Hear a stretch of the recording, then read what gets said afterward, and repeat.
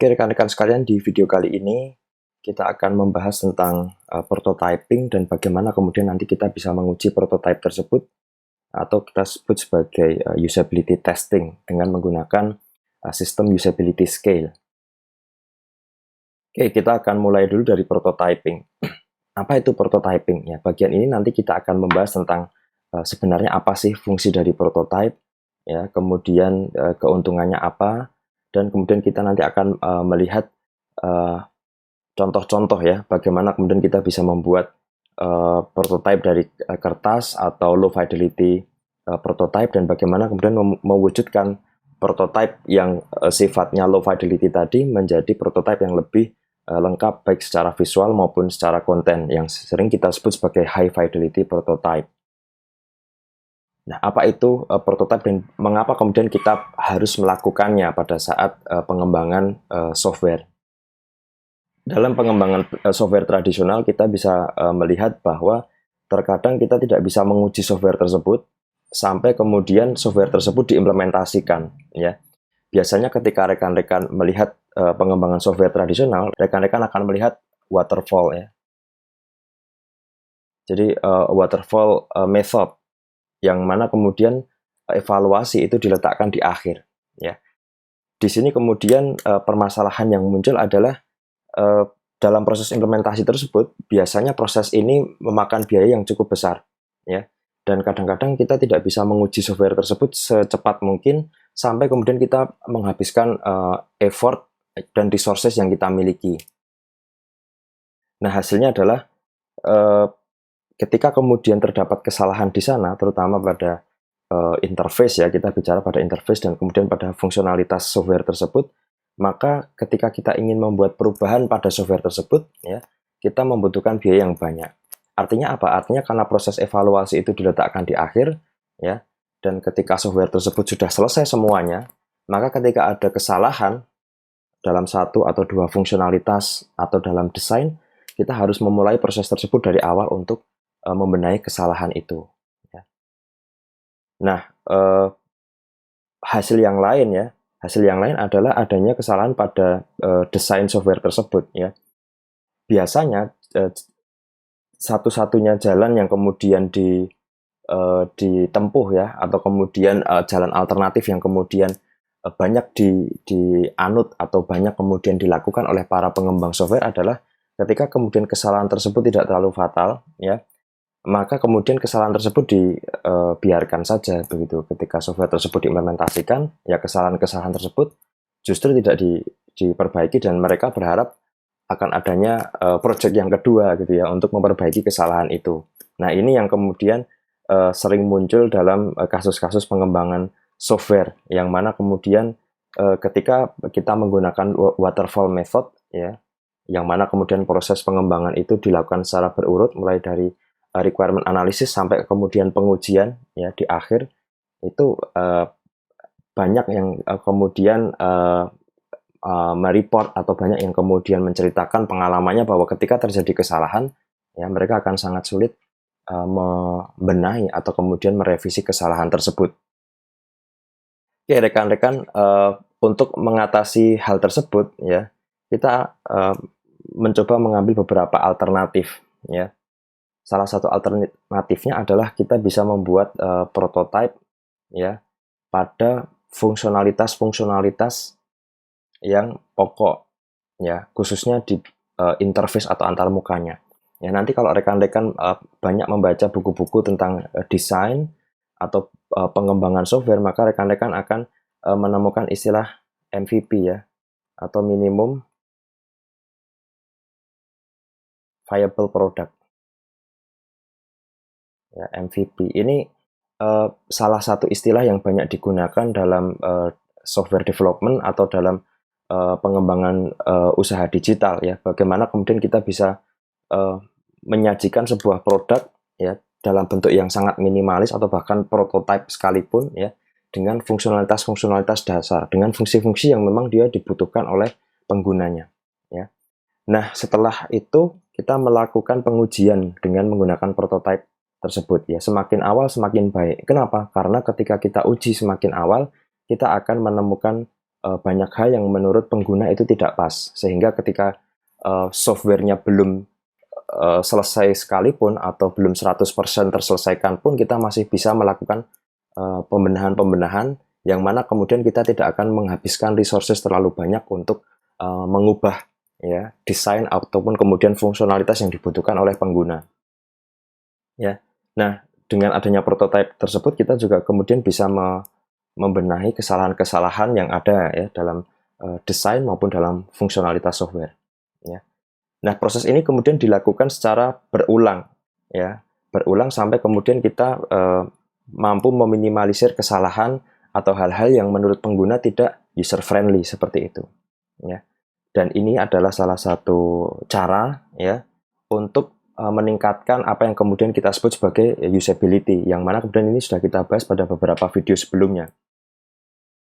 Nah, rekan-rekan, konsep prototyping ini banyak sekali digunakan di industri ya, terutama di berbagai startup yang ada di Indonesia maupun di luar ya. Dan bahkan kemudian saat ini mereka menganut paradigma pengembangan software yang cukup berbeda ya. Jadi kalau rekan-rekan melihat bahwa proses waterfall itu meletakkan evaluasi di akhir ya, kita lihat proses waterfall development itu evaluasi di akhir, maka startup banyak menggunakan agile ya. Agile development, yang mana kemudian proses koreksi atau proses untuk membenahi kesalahan itu dilakukan berulang ya, repetitif ya, sesuai dengan respon yang diterima dari user. Nah, rekan-rekan, di sisi lain ketika kita mengembangkan sebuah produk atau sebuah software tertentu, biasanya kita akan melibatkan banyak stakeholders atau pemangku kepentingan di sana ya. Yang pertama, desainer software. Biasanya salah satu kelemahan dari software developer atau software designer adalah mereka lebih kuat atau memiliki kemampuan yang sangat baik di bidang teknis ya. Misalkan untuk programmer, mereka betul-betul menguasai programming dan bagaimana kemudian membuat code yang bersih ya, bagaimana membuat source code yang lean, ringan, dan seterusnya. Akan tetapi kemudian mereka tidak mengerti bagaimana kemudian source code mereka itu bisa running ya, atau bisa berjalan dengan baik manakala kemudian diimplementasikan dalam software yang sudah dalam bentuk jadi dan siap digunakan oleh user ya. Sehingga kemudian software designer ini perlu berkomunikasi dengan ya stakeholders yang lain begitu. Nah, kemudian ya UX designer atau HCI practitioners gitu ya, mungkin tidak terlalu mengerti bagaimana kemudian implementasi dari software tersebut ya, dan mungkin tidak terlalu tahu ya proses yang terjadi di belakang ya software tersebut, atau ya, kita sebut sebagai back end prosesnya ya. Nah, kadang-kadang kemudian dua kelompok ini atau kemudian dua pihak ini ketika kemudian tidak berkomunikasi secara baik ya, maka kemudian akan terjadi kesalahpahaman di sana ya. Nah, sehingga prototype itu memfasilitasi ya komunikasi antara software designers atau back-end developers dan front-end developers, atau kita bisa sebut sebagai UI designers dan seterusnya. Ya, jadi prototype ini menjadi media atau menjadi jembatan untuk kedua pihak ini berdiskusi tentang software yang kemudian mereka kembangkan. Nah, rekan-rekan, kalau kemudian kita melihat secara umum ya tahap atau step by step ya pengembangan sebuah software misalkan, atau kita sebutlah di sini katakanlah website begitu ya untuk lebih mudahnya. Maka kita akan melihat ya, yang pertama tentunya adalah desain. Kita sudah membahas ini secara lengkap ya. Nanti rekan-rekan bisa melihat di video sebelumnya, kita memiliki berbagai macam konsep desain ya, mulai dari user centered design, kemarin kita sudah melihat juga navigasi ya, konten, kemudian visual dan seterusnya ya. Ini semua ada dalam proses desain tentunya ya. Dan beberapa step dari proses user centered design itu tercakup juga dalam kuliah kali ini, yakni tentang prototype dan pengujiannya ya.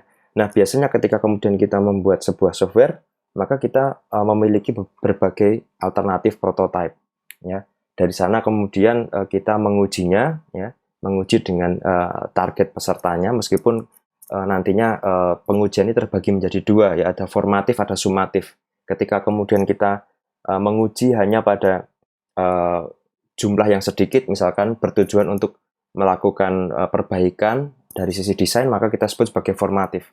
Tapi kalau kemudian kita menguji pada kelompok yang lebih besar, bertujuan untuk membandingkan dua produk yang berbeda, ya, dan biasanya pengujiannya dilakukan secara utuh, ya, untuk semua fungsionalitas, maka disebut sebagai sumatif, ya. Nah, biasanya dilakukan pengujian seperti itu secara repetitif, ya, sampai kemudian desain ini cukup baik, ya. Nah, ketika desainnya sudah memiliki usabilitas yang tinggi, maka masuk pada tahap implementasi dan website tersebut ya siap untuk digunakan secara umum, begitu ya.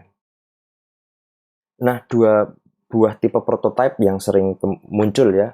Yang pertama adalah evolutionary, ya. Jadi tipe yang pertama ini biasanya prototype ini tidak terlalu jauh berbeda dari produk akhirnya. Ya, ini sangat jarang kita temui, dan yang lebih banyak kita temui adalah yang tipe kedua atau revolutionary atau throwaway. Ya. Jadi prototype ini dilakukan secara ya repetitif, ya, secara iteratif, dari mulai yang paling sederhana minimum viable product sampai kemudian nantinya prototype ini berkembang menjadi produk yang siap di launching. Nah, kalau kemudian kita melihat, ya, jenis-jenis prototype, kita juga bisa melihatnya dari scope-nya. Ya. Yang pertama adalah horizontal prototype. Ya. Apa itu horizontal prototype? Kita sudah belajar tentang navigasi di pertemuan sebelumnya. Ya. Nah, di sini kita melihat bahwa sebenarnya navigasi itu tipenya banyak, ya. Tapi di sini kita bisa melihat tipe hierarkis, yang mana kemudian ketika kita bicara horizontal prototype, maka ya navigasi yang kemudian diprototipekan itu hanya navigasi yang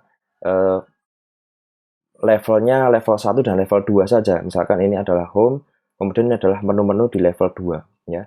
Sementara kemudian navigasi-navigasi yang lebih dalam ini tidak dimasukkan atau tidak ikut dalam proses pembuatan prototipe tersebut. Nah, biasanya kemudian yang sering digunakan untuk horizontal prototype ini adalah prosesnya iterasi, ya. Jadi proses yang kemudian melihat dari mulai sketsa yang paling sederhana sampai sketsa yang detail, begitu. Misalkan kita akan membuat sebuah lukisan, ya, tentang seorang wanita dalam pose tertentu, ya. Tentunya sebelum membuat versi akhirnya, ya, kita akan membuat beberapa versi atau sketsa awal, ya, beberapa sketsa awal, ya, yang mana kemudian kita bisa mengujinya, misalkan posisinya, apakah kemudian posisi ini sudah benar, kalau belum maka kemudian dikoreksi, begitu ya. Dari sana kemudian kita akan membuat sketsa yang lebih detail, gitu ya, dan berakhir pada lukisan yang utuh, ya. Kalau kemudian kita lihat dalam pengembangan website pun nantinya yang horizontal prototyping pun seperti itu biasanya, ya. Mereka akan lebih banyak fokus pada antarmukanya, ya, atau mungkin kontennya mulai dari yang paling simple sampai kemudian bertahap, ya, naik ke konten-konten yang kemudian lebih detail atau lebih lengkap. Nah, tipe yang kedua adalah vertical prototype atau deep prototype, ya. Jadi di sini yang kemudian dilihat adalah kedalaman dari navigasinya, ya, kedalaman dari navigasinya, ya. Jadi ketika kita kemudian membandingkan dengan yang pertama, kalau yang pertama tadi yang dilihat adalah fokus pada kontennya, kalau di sini yang kemudian dilihat adalah fokus pada bagaimana kemudian user tersebut bisa mengakses atau melakukan tugas dari awal sampai akhir, ya. Jadi dari mulai halaman awal, kemudian klik atau menuju ke menu tertentu atau halaman tertentu, kemudian masuk lagi ke halaman yang lain dan seterusnya sampai kemudian halaman terakhir yang kemudian dituju oleh user, yang mana kemudian halaman tersebut menjadi bagian akhir dari task atau tugas yang mungkin nanti akan dilakukan oleh user. Nah, biasanya kemudian di sini pun kemudian ada tekniknya, ya. Di sini pun ada tekniknya. Yang pertama, ya, mungkin ketika kemudian kita membuat, andaikan kita kepingin membuat lukisan yang utuh, ya, dengan konsep vertical prototype tadi, mungkin kita akan membuat bagian kecil tertentu, atau katakanlah ini adalah website halaman awal dulu atau halaman muka.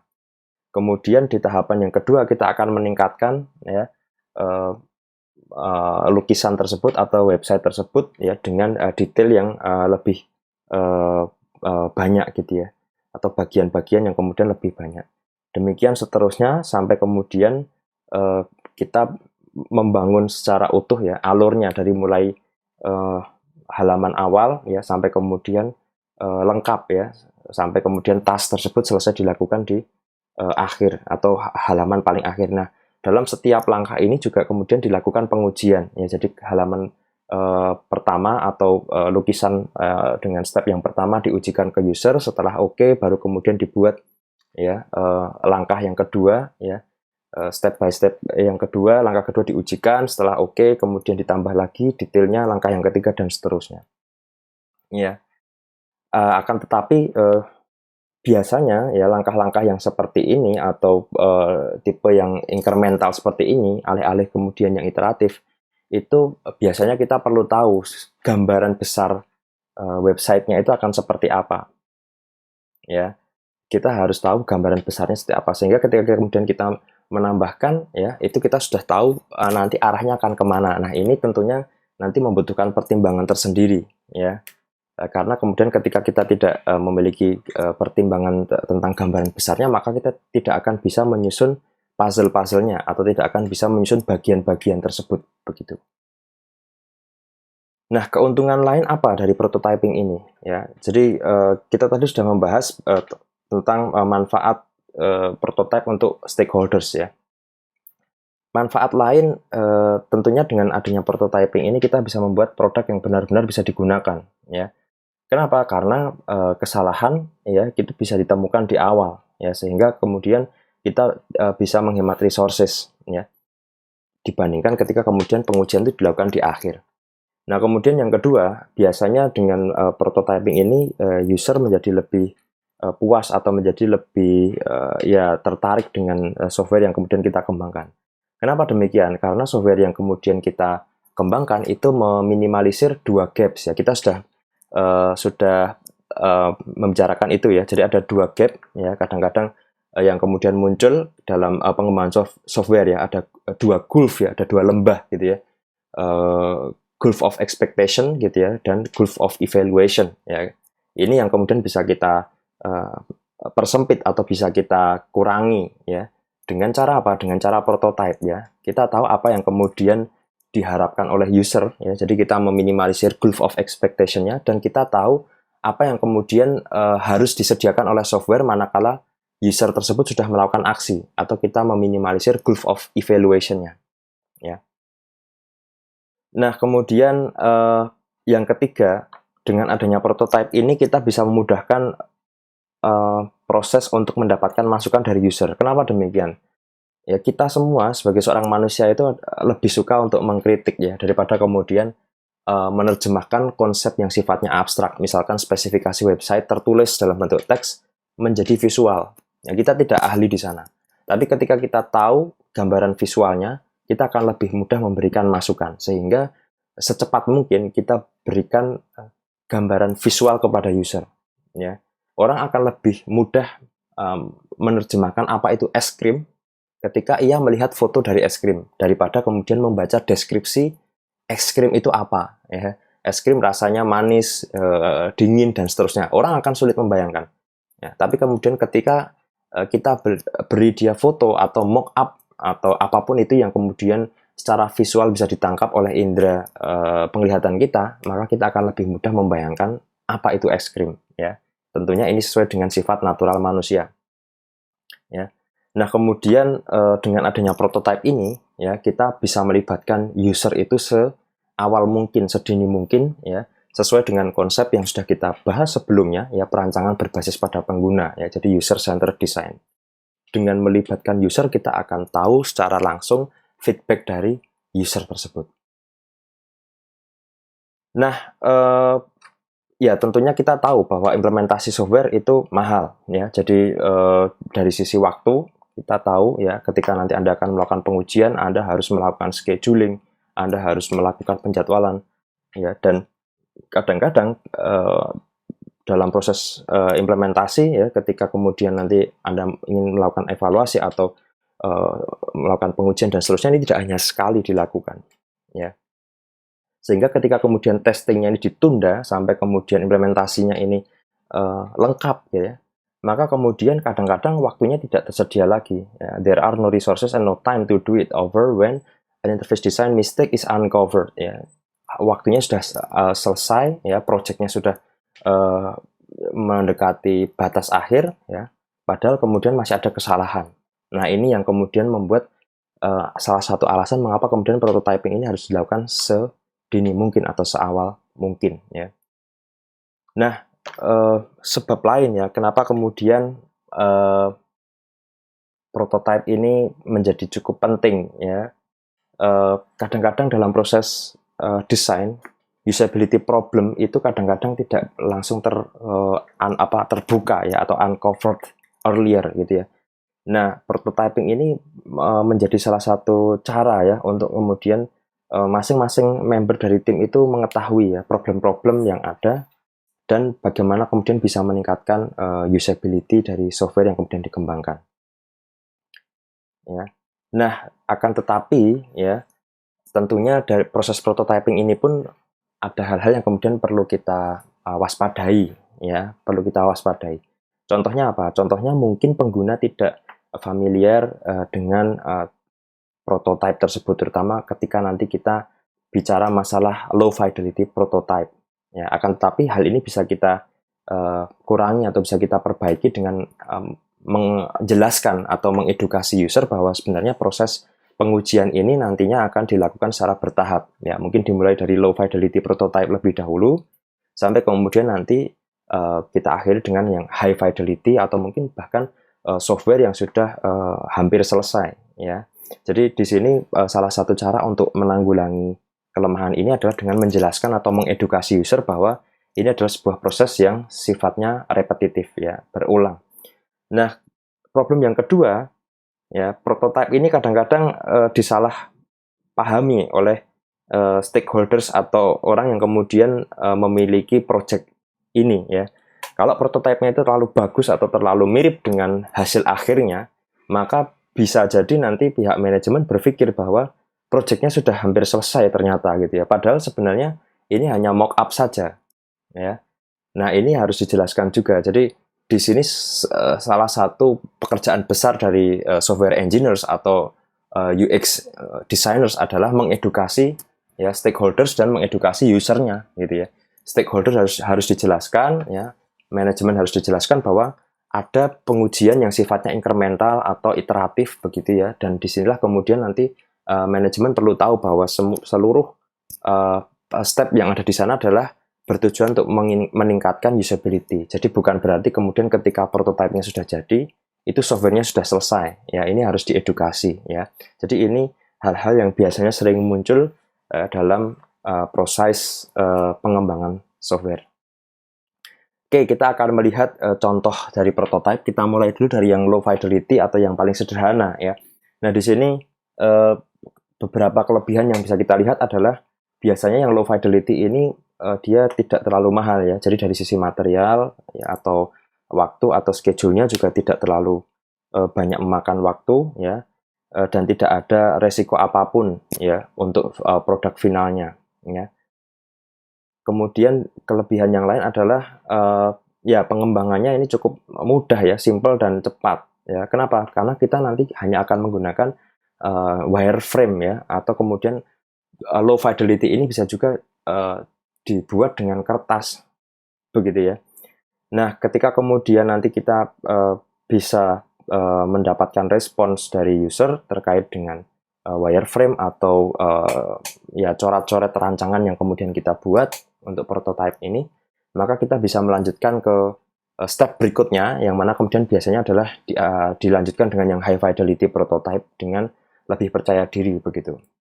Ini adalah contoh ya, sederhana bagaimana kemudian sebuah website itu bisa kemudian dibuat prototipenya dengan menggunakan sketsa seperti ini, ya. Jadi di situ komponen-komponennya pun juga sudah ada, ya, mulai dari menunya seperti apa, kemudian kontennya, kemudian secondary menunya, ya, scroll bar-nya dan seterusnya, ya. Nah, akan tetapi ada kelemahannya juga ya rekan-rekan. Jadi low fidelity prototype ini tentunya karena ini sangat sederhana, bahkan mungkin di awal tidak ada gambar sama sekali, maka ya tentunya tidak semua komponen ini bisa divisualisasikan dengan rinci atau dengan detail. Ya, kenapa? Karena sifatnya hanya melihat fungsionalitas umum saja atau fungsionalitas dasar dari sebuah aplikasi atau website tertentu. Ya. Nah, kekurangan yang lain adalah tentunya yang namanya low fidelity ini tidak responsif ya. Jadi kita tidak bisa tahu ketika satu tombol atau satu menu diklik misalkan atau satu halaman diakses ya, maka kemudian apa respon dari software tersebut.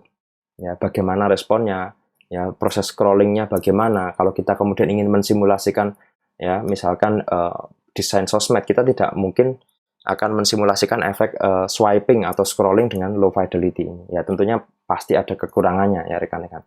Nah makanya kemudian dari sana biasanya muncul high fidelity prototype ya. Jadi prototype yang lebih rinci, lebih detail dan biasanya bisa diakses menu-menunya. Meskipun kita tahu bahwa ada dua macam ya tadi rekan-rekan jenis prototype, ada yang horizontal dan yang vertikal. Ya, masing-masing memiliki kelebihan dan kekurangan. Ya, horizontal lebih fokus pada kontennya, ya. Kalau vertikal lebih fokus pada bagaimana benar step by step user tersebut mengakses menu dari yang paling awal sampai yang paling akhir. Misalnya ketika rekan-rekan ingin membuat apps untuk belanja atau membuat e-commerce, tentunya step by step user mulai dari memilih barang sampai kemudian nanti membayar itu harus diuji. Ya, nah ini contoh high fidelity. Dan biasanya rekan-rekan nanti rekan-rekan akan banyak melihat ya software yang saat ini sudah ya bertebaran, saya kira lebih dari 10 saya kira. Saya sudah mencoba mengecek beberapa software yang kemudian bisa digunakan untuk membuat prototype. Bahkan software ini bisa kita gunakan lintas device ya, atau rekan-rekan bisa membuat satu prototype dan kemudian diuji dengan berbagai macam device yang berbeda, mulai dari smartphone ya, kemudian tablet sampai kemudian laptop ya. Nah inilah kemudian bagaimana kemudian rekan-rekan bisa melihat prototype ini penting ya, mulai dari mengapa kemudian rekan-rekan harus membuat prototype, apa benefitnya dan tipe-tipenya begitu ya, sampai kemudian ya rekan-rekan bisa membuat dua macam prototype yang sering digunakan di industri, yakni low fidelity dan yang high fidelity.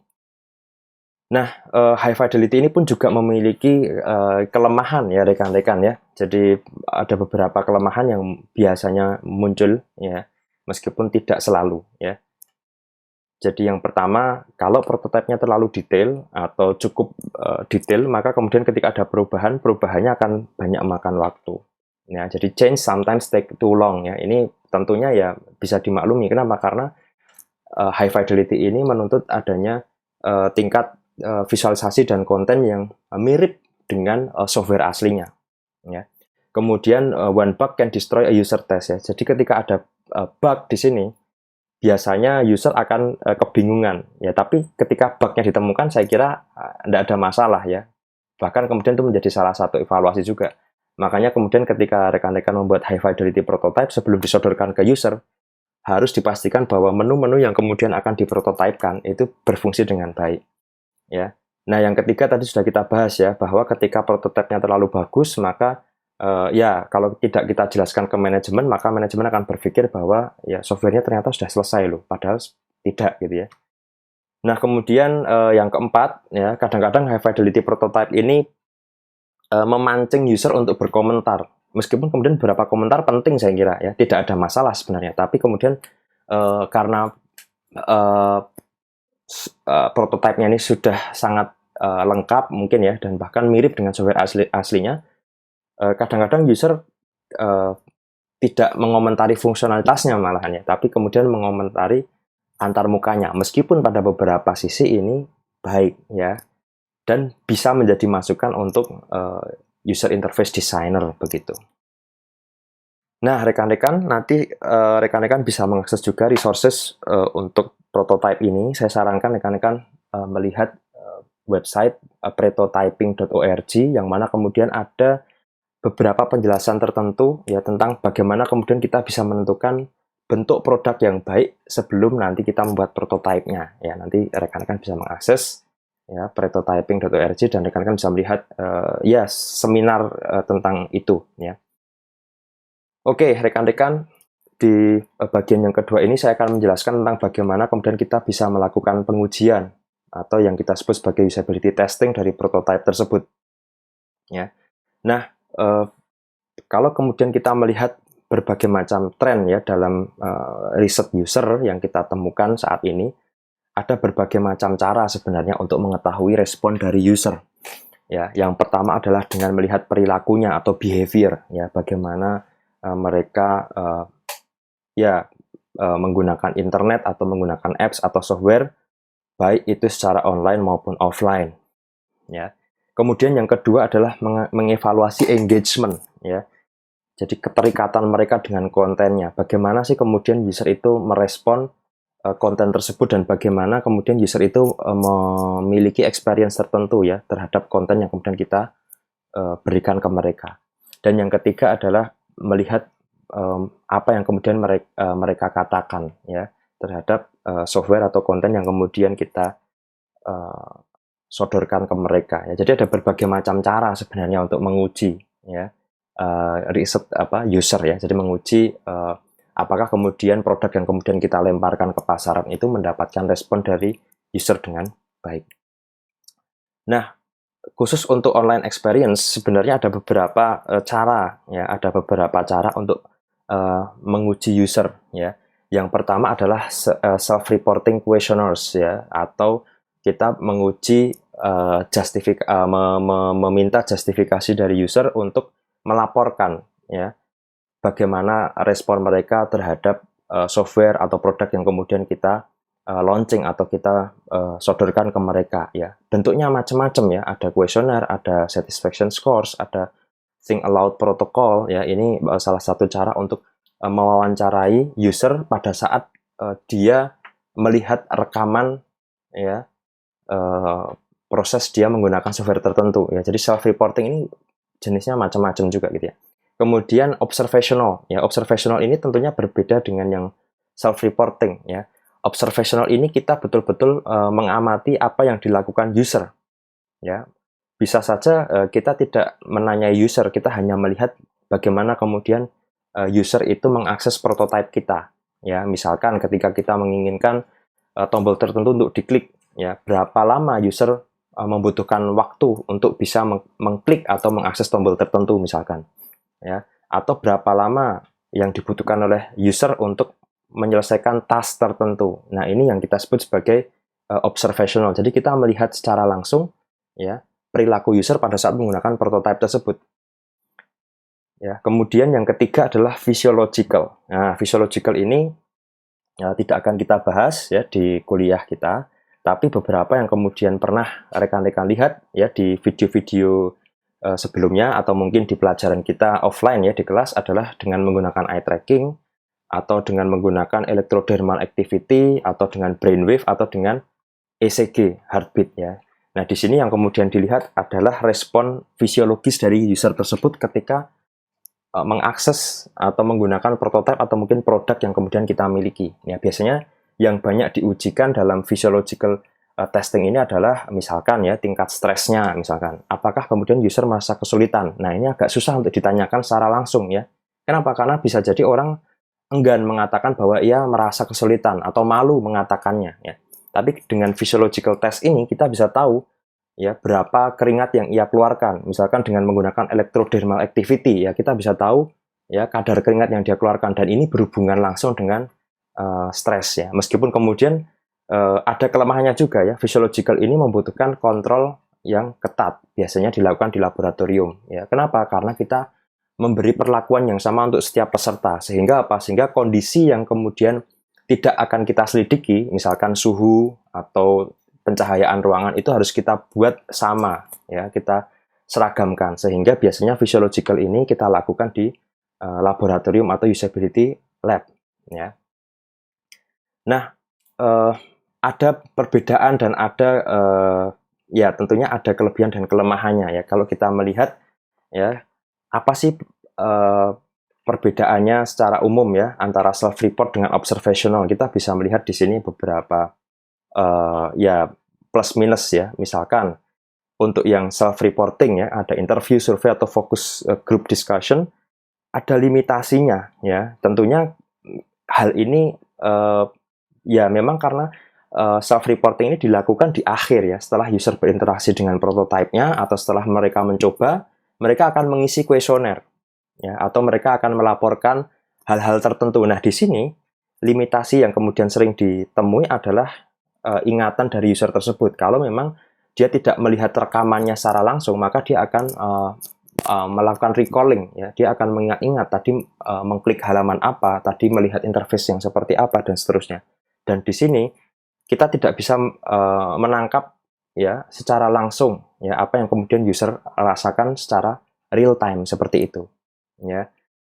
Kemudian kelemahan yang lain ya, politeness tadi sudah saya sampaikan bahwa ada mungkin rasa malu atau segan di sana ya ketika Anda ingin menguji sebuah software ya, usernya adalah teman Anda sendiri, maka mungkin dia akan segan untuk mengatakan bahwa softwarenya ini jelek misalkan, atau softwarenya kurang pas untuk user dan seterusnya ya.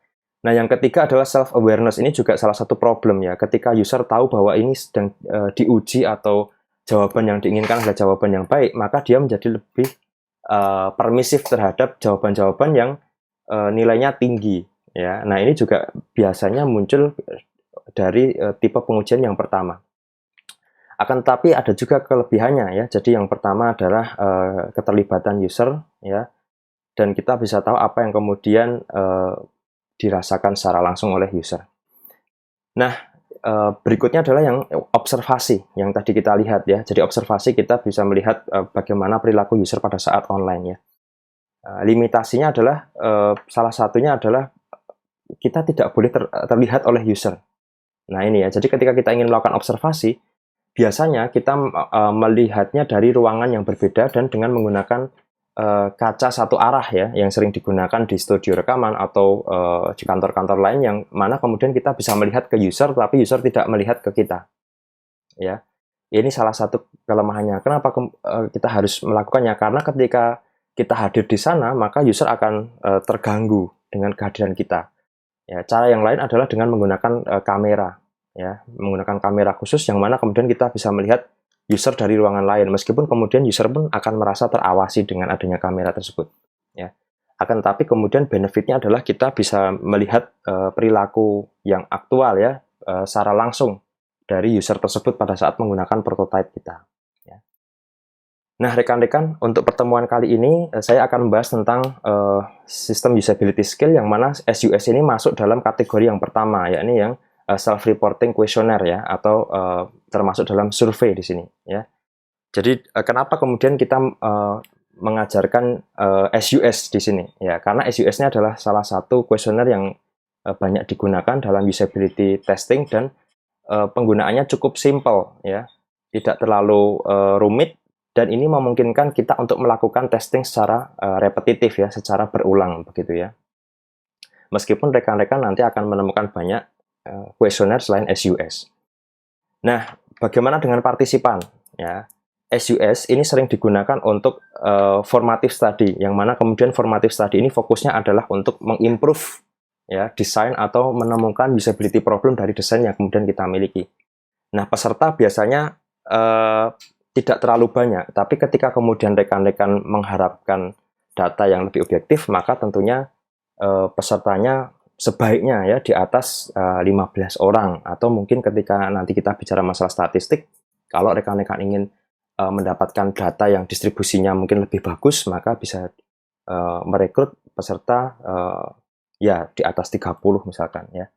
Nah, yang terpenting dari partisipan atau peserta adalah mereka yang kemudian nantinya akan menggunakan produk kita ya. Jadi tidak harus profesional atau expert ya, tapi potensial user ini yang kemudian nanti kita sasar.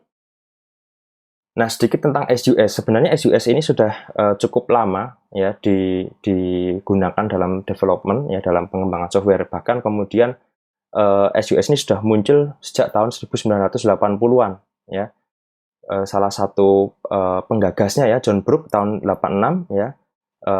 dia mengatakan bahwa SUS ini ditujukan untuk menyediakan sebuah tools ya, yang mana kemudian dengan tool itu kita bisa mengevaluasi sebuah sistem atau mungkin sebuah prototipe dalam waktu yang singkat.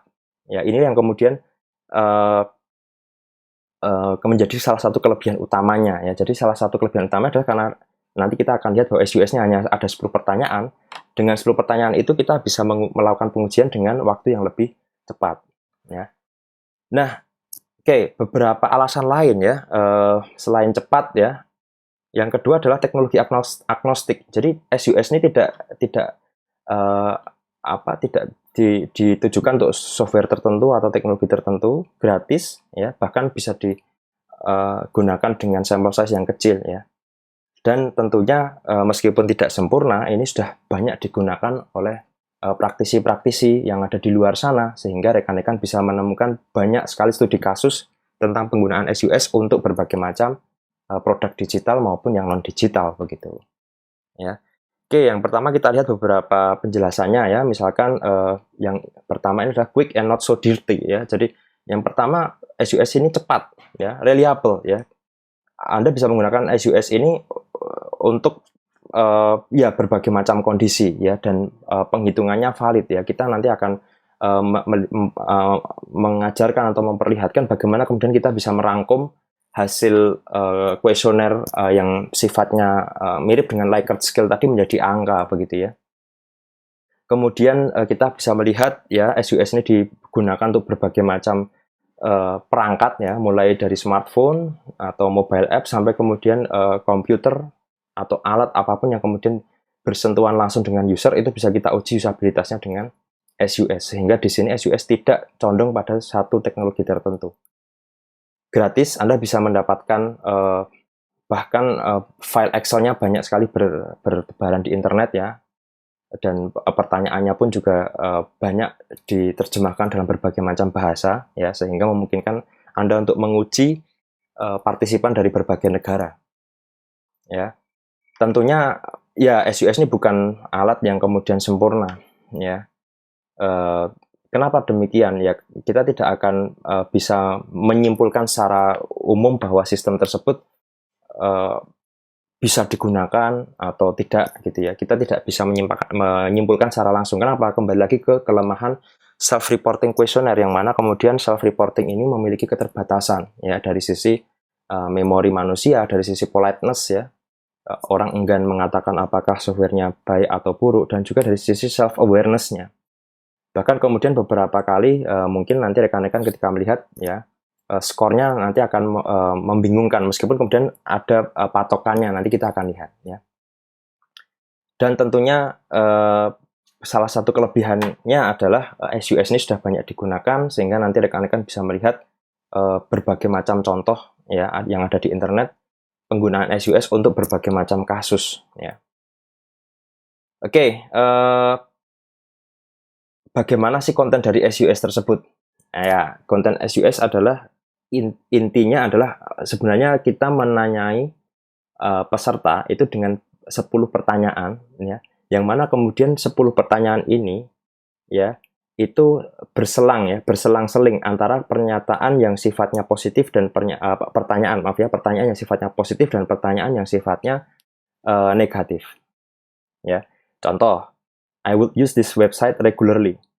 Ya, ini bernada positif ya. Kemudian pertanyaan yang kedua adalah I found it unnecessarily complex. Ya, ini nadanya negatif. Ya, it was easy to use. Ini nadanya positif. I would need help to use it. Ini nadanya negatif, dan seterusnya.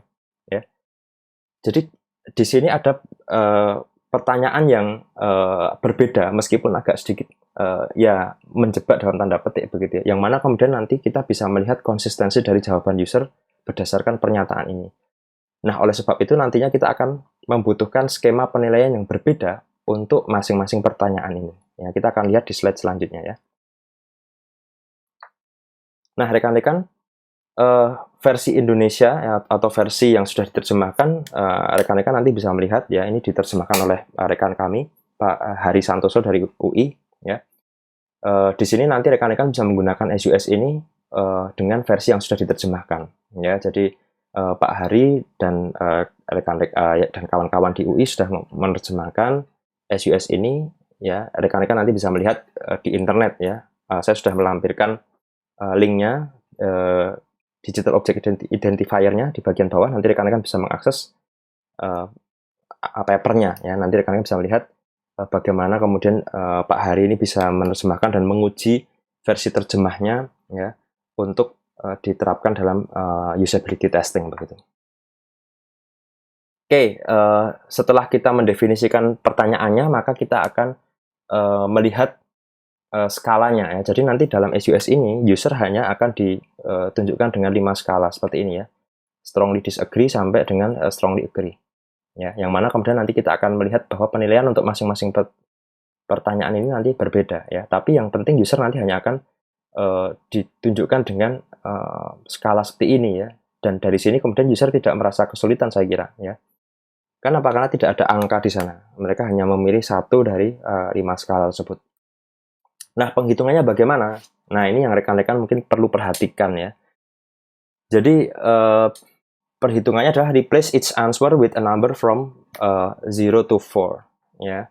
Nah, khusus untuk pertanyaan ganjil atau nomor-nomor ganjil, di sini nomornya 1, ya, 3, 5, 7, dan 9.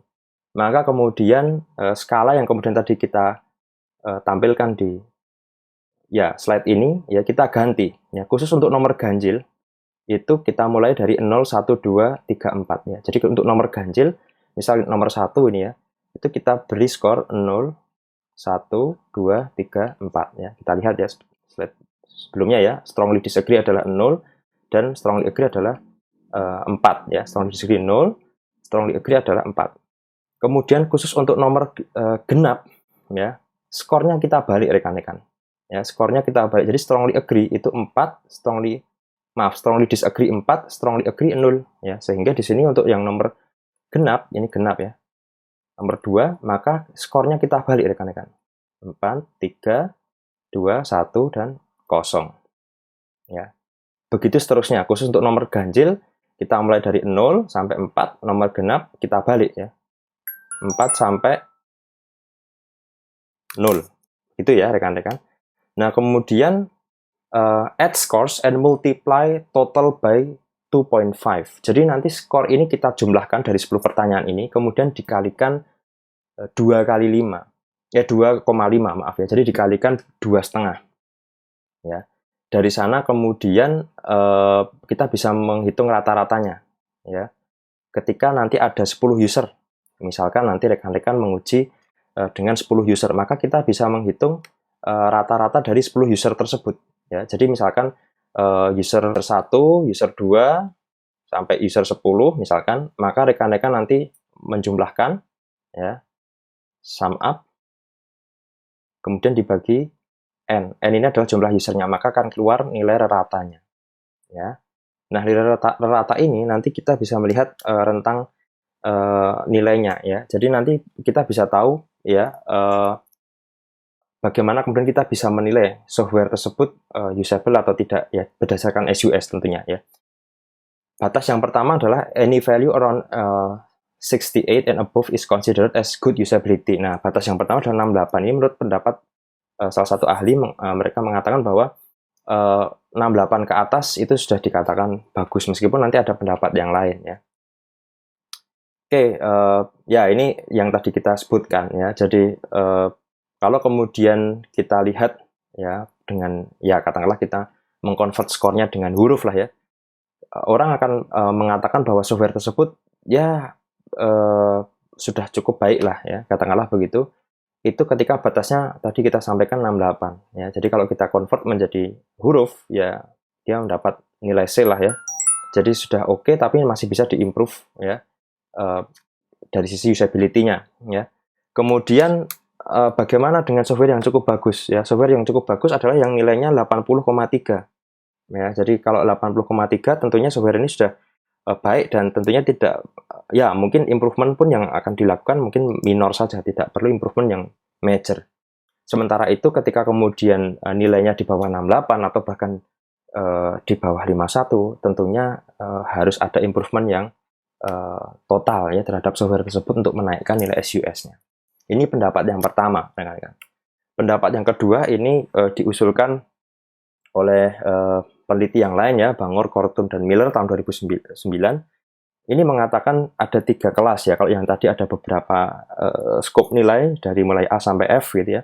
Kalau yang ini cukup dengan 3 saja. Yang pertama adalah marginal, ya ini mungkin nilainya bisa kita sebut sebagai nilai C begitu ya. Kemudian tidak layak, ini harus diperbaiki, not acceptable.